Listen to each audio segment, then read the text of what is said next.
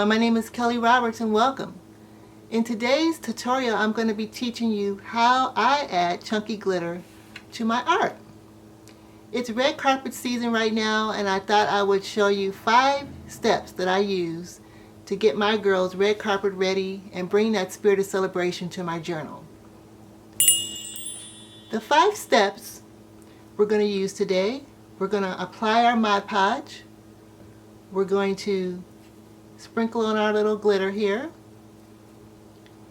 and this is the important step, number 3. We're going to pat it down so the glitter adheres to the glue, and after that we're going to wipe off all the excess with our brush.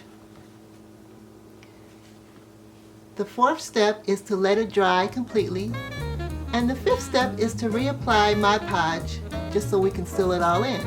And that's it, you guys. So let's get started.